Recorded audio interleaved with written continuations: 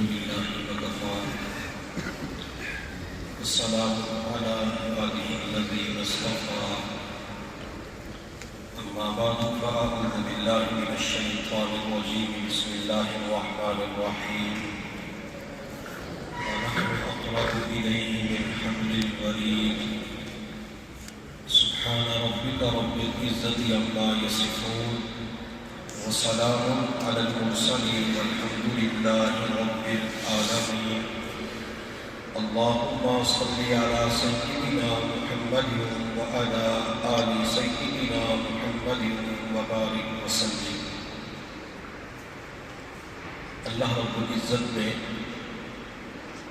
انسان کو لا تعداد نعمتوں سے نوازا ہے۔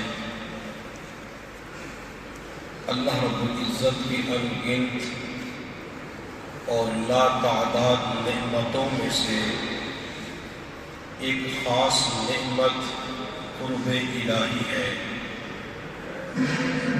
اگر کسی انسان کو ایمان کی دولت نصیب ہے، کسی انسان سے اللہ رب العزت خوش ہے، کسی کو دنیا اور تمام نعمتیں عطا کی ہوئی ہیں، یہ بھی اللہ رب العزت کا ایک احسان ہے۔ لیکن اگر کسی کو اللہ تعالیٰ کی محبت، اللہ کا قرب، اللہ کا پیار نصیب ہو چکا ہے تو یہ اس سالک اور مرید کے اوپر اللہ رب العزت کا خصوصی کرم، فضل اور احسان ہوتا ہے۔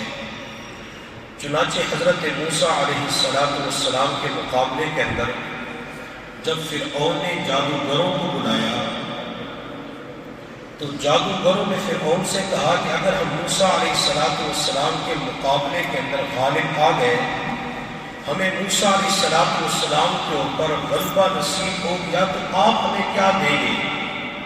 اب فرعون کے پاس تمام تر نعمتیں موجود تھی، اس کے پاس دنیا تھی، عہدے تھے، خزانے تھے، لیکن اس وقت فرعون نے تمام جادوگروں سے کہا وَإِنَّا إِذًا لَمِنَ الْمُقَرَّبِينَ، اگر تم موسیٰ علیہ السلام کے اوپر غالب آ گئے تو میں تمہیں اپنا مقرب بنا لوں گا، میں تمہیں اپنے قریب کر لوں گا۔ تو وہ کہ دولت، دنیا اور تمام تر نعمتوں سے جو بڑی نعمت ہے وہ قرب ہوتا ہے۔ تو اگر کسی سالک کو اللہ رب العزت کا قرب نصیب ہو جاتا ہے تو یہ اللہ تعالیٰ کا خصوصی فضل ہوتا ہے۔ قرب الہی کی نعمت، اللہ رب العزت کی محبت کی نعمت ہمیں کیسے مل سکتی ہے؟ تو میرے حضرت فرماتے ہیں قرب الہی کی نعمت کو حاصل کرنے کے لیے انسانی زندگی کے اندر جو سب سے بڑا بنیادی کردار ادا کرتا ہے وہ ہے ادب کرنا، مشائخ کا ادب کرنا، اللہ رب العزت کے نام کا ادب کرنا، علماء کا ادب کرنا، قراء کا ادب کرنا، مساجد کا ادب کرنا۔ میرے اللہ نے قرآن عظیم الشان کے اندر فرمایا وَمَن يُعَظِّمْ شَعَائِرَ اللَّهِ فَإِنَّهَا مِن تَقْوَى الْقُلُوبِ، جو شعائر اللہ کی تعظیم کرتا ہے، ادب و احترام کرتا ہے تو میں اس بندے کے دل کے اندر تقویٰ کو بھر دیتا ہوں۔ تو جس بندے کو ادب کی نعمت نصیب ہو جاتی ہے اللہ اسے تقویٰ کی دولت عطا فرما دیتی ہے۔ امام غزالی رحمۃ اللہ علیہ نے فرمایا الدین کلہ ادب، دین تو سارا کا سارا ادب کا نام ہے۔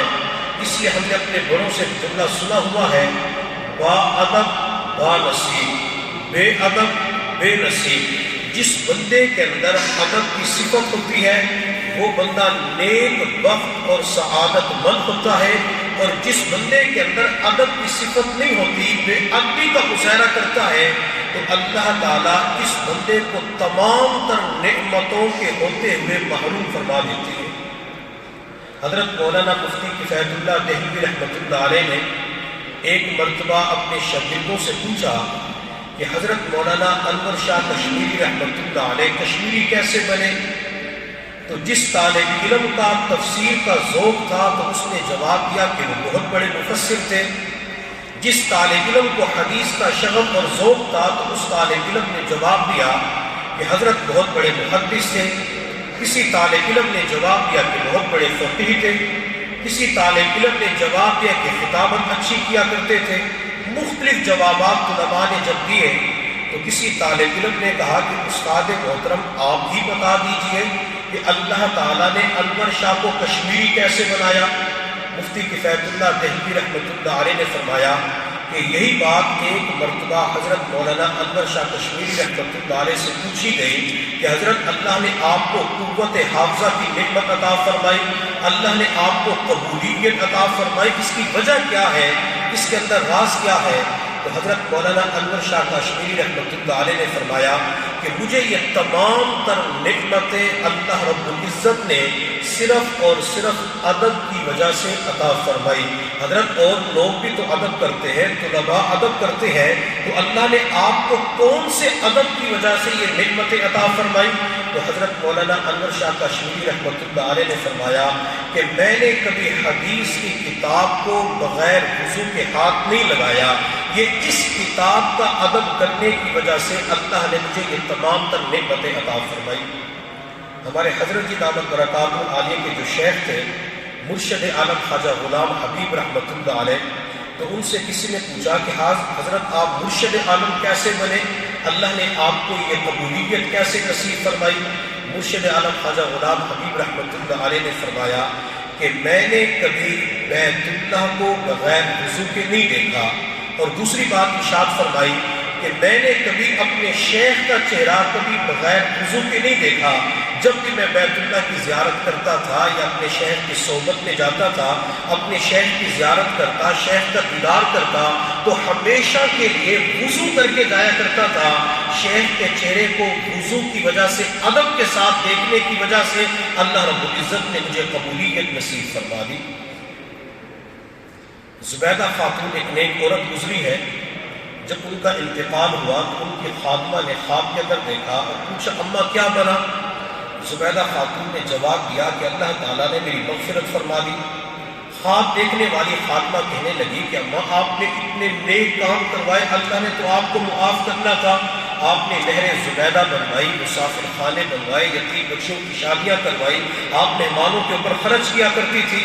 تو زبیدہ خاتون نے جواب دیا کہ ان میں سے ایک بھی عمل اللہ کو پسند نہ آیا، چونکہ ان تمام اعمال کے اندر ریاء، دکھلاوا پایا جاتا تھا۔ البتہ ایک چھوٹا عمل جس کو میں معمولی سمجھتی تھی، اللہ تعالیٰ نے اسے قبول کرتے ہوئے میری مغفرت فرما دی۔ اما وہ عمل کیا تھا؟ زبیدہ خاتون نے جواب دیا کہ میں ایک مرتبہ اپنے گھر کے اندر بیٹھ کے کھانا کھا رہی تھی، لقمہ اٹھا کے اپنے منہ کے قریب لے جا چکی تھی، اچانک مسجد کے اندر سے آذان کی آواز بلند ہوئی۔ جب اللہ کا نام میرے کانوں کے اندر پڑا، میرے آدھے سر کے اوپر دوپٹہ تھا اور آدھا سر ننگا تھا، تو میں نے اللہ رب العزت کے نام کا ادب احترام کرتے ہوئے اس لقمے کو منہ کے اندر رکھنے کی بجائے دسترخوان پہ رکھا، اپنے سر کے دوپٹے کو درست کیا۔ میں نے دنیا کے اندر صرف اللہ کے نام کا اتنا ادب کیا، تعظیم کی۔ مرنے کے بعد جب میں اللہ رب العزت کے سامنے پیش ہوئی تو اللہ رب العزت نے فرمایا کہ زبیدہ تو نے میرے نام کا ادب کیا، اس نام کے ادب کی وجہ سے میں آج تیری مغفرت کر دیتا ہوں۔ تو اللہ کے نام کی ادب کی وجہ سے اللہ نے ان کی مغفرت فرما دی۔ حضرت بشر حافی رحمۃ اللہ علیہ یہ شراب نوشی کے اندر مبتلا تھے اور صبح سے لے کر شام تک ہر وقت شراب خانے کے اندر پڑے ہوتے تھے۔ ایک مرتبہ شراب کے نشے میں دھوت اور مست کہیں جا رہے تھے تو زمین کے اوپر ایک کاغذ کے ٹکڑے کے اوپر اللہ کا نام لکھا ہوا نظر آیا۔ حضرت بشر حافی رحمۃ اللہ علیہ نے اس کاغذ کے ٹکڑے کو اٹھایا، اس کے اوپر کچھ گندگی لگی ہوئی تھی، گندگی کو صاف کیا۔ گندگی کو صاف کرنے کے بعد اس اللہ کے نام کے ٹکڑے کو اپنے سر پہ رکھا، پھر اس ٹکڑے کو ہاتھوں کے ذریعے بلند کیا۔ حضرت بشر حافی رحمۃ اللہ علیہ نے صرف اللہ کے نام کا ادب کیا۔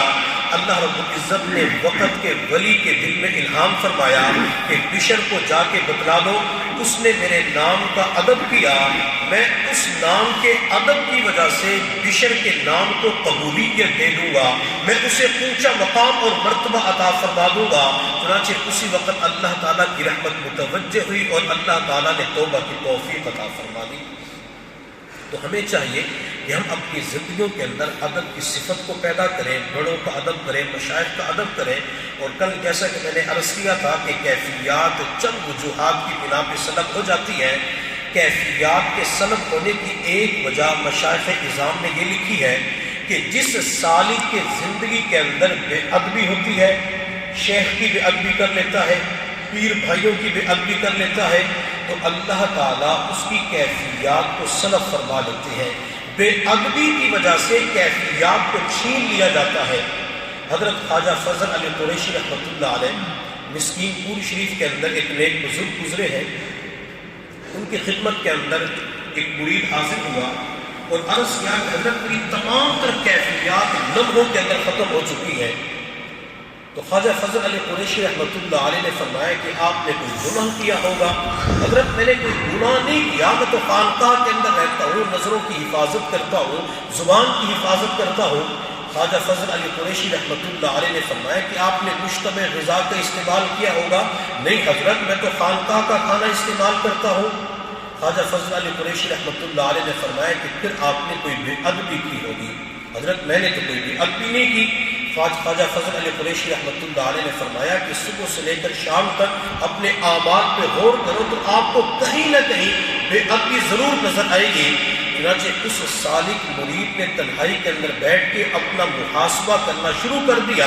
چنانچہ ان کے ضمیر نے بتلایا کہ آج آپ سے بے ادبی ہو چکی ہے۔ چنانچہ اسی وقت اپنے شیخ کی خدمت میں حاضر ہوئے اور عرض کیا کہ حضرت آپ کا فلاں جگہ پہ عصا رکھا ہوا تھا، میں آپ کے عصا کو پھلانگ کے آیا ہوں۔